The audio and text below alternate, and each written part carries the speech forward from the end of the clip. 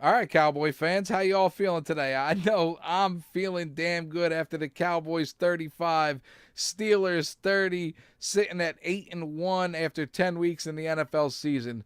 This has been unbelievable so far. And let me just start off with this. Every week, it seems like somebody in the media, these big talking heads on ESPN and NFL Network, and I'm shaking my head and pointing at my TV. You guys can't see that. I just didn't want you to think I was crazy or something.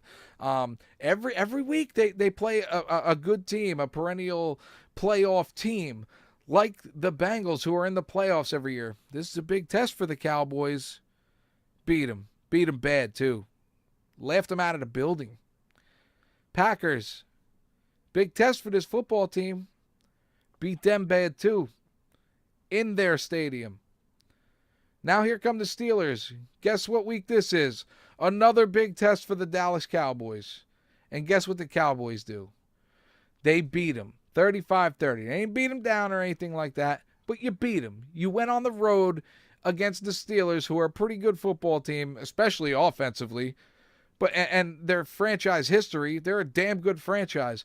You go on the road and beat them. Ben Roethlisberger's record at home is pretty ridiculous. I don't have it offhand. I'm not going to look it up. But believe me when I tell you, it's damn good. He rarely loses at home. It's a big win for the Cowboys. And like I said last week after they beat the Browns, don't apologize. All I keep hearing now is, oh, these teams aren't that good. Oh, the Bengals aren't that good anymore all of a sudden. What, because the Cowboys beat them? The Packers aren't that good anymore. What, because the Cowboys beat them? All right, the Packers actually might be really freaking bad. The way they've looked the past couple of weeks, I don't know about that team anymore. So that one I may give to the talking heads on the TV. The Steelers, I think, are a good football team, though. And the Cowboys beat them on the road. That's not an easy game. It's not an easy feat to do. They went out and did it, though. Jerry Jones, I've said it before. Jerry, Stephen Jones, Will McClay, Jason Garrett built a damn good football team. Dare I say a special football team, especially with this offensive line. This offensive line mashes people. And by the end of the game, the other team just can't hold up anymore. And I think if you go back and look at Zeke's second rushing touchdown, there's nobody on the Steelers defense that's not mashed into the earth by the Cowboys. They all pancaked everybody. All of them are on the ground, and Zeke has nothing but green grass to run to. This team has some serious mojo going right now. Serious mojo. And early on in this game, it did not look good at all, man. I didn't feel like the Cowboys were in this game until the 83-yard screen pass to Zeke. You're backed up in your own end. The crowd is loud as hell. The Steelers offense already put up 2 touchdowns on you. And you hit an 83-yard screen pass. You shut that crowd up. You get yourself back in that football game. And that's exactly what they did there. Great job by this football team. And the defense was shaky, but they got some stops when they needed to. Damn near got a couple turnovers with a couple fumbles that we couldn't recover. Byron Jones, man, that would have been one of the biggest plays. Couldn't corral the football. It goes out of bounds, and that would have really changed it in the Cowboys' favor right there.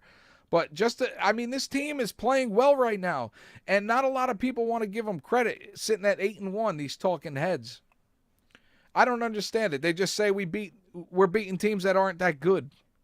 You know what? I don't care what you say. How many other teams are 8-1 in this league? Maybe it's because there's only like 3 good teams in this league, and the Cowboys happen to be one of them. And when I say 3 good teams, I mean 3 really, really good teams. Patriots, Cowboys, Seahawks. Who else in this league has shown to be a good football team? Like a really, really good football team. There's some good ones out there. We're one of the best. I shouldn't say we're, like I'm a part of the team, but the Cowboys are one of the best in this league. So I don't want to hear these guys anymore. I don't even listen to them. I turn them off now. I cannot listen to them.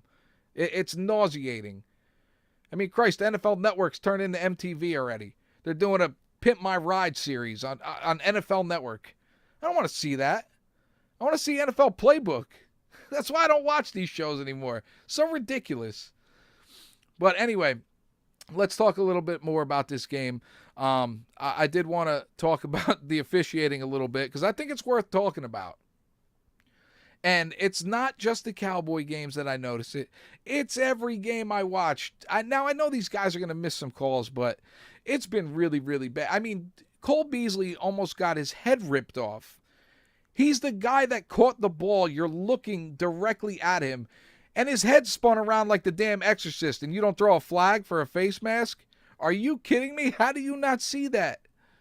Or how about the punt return with the Steelers late in the game? Big punt return for the Steelers. Our gunner's getting held for like 10 damn seconds is what it felt like. No call. How do you miss these things? They're blatantly obvious. Blatantly obvious. Whatever. It didn't cost us the game, so I'm happy with that. But I do want to talk about, I got to talk about it now because it's an issue now. I said I wouldn't talk about it until we had to talk about it. Now we do. Tony Romo's back. He will be active next week, and he will be Dak Prescott's backup. Now, like a politician, I have flip-flopped back and forth with Tony and Dak this year, and quite fitting considering it's an election year. But early on, after seeing a few weeks of Dak, I was like, no way can you go back to Tony Romo. No way. No way. And then few weeks go by, and I'm thinking, all right, you know what? I think you got to see what Tony Romo has left in the tank. I think you owe him that. I think the Cowboys owe Tony Romo that. You know what? As much as I love Tony Romo, and I thank him for what he's done with this franchise, for basically not having a real team around him and throwing the team on his back for years and winning 10 games, willing this team to the playoffs some years, you can't go back to him. The Tony Romo era in Dallas is over unless the wheels come off with Dak or if Dak gets hurt. And I'm knocking on wood that no, I shouldn't even have said it, but I had to. That's the only way Tony Romo gets this job back now. You cannot mess with this team at this point. If you're Jerry, if you're Jason, if you're Steven, you cannot do it. Doesn't make sense. You got to ride this thing, man. There's something special going on with this team, and there's no denying it anymore. So you just got to ride the wave at this point, man. And I'm happy to do it. And like I said, I'm a big Tony Romo fan, but nothing's bigger than the star. Nothing.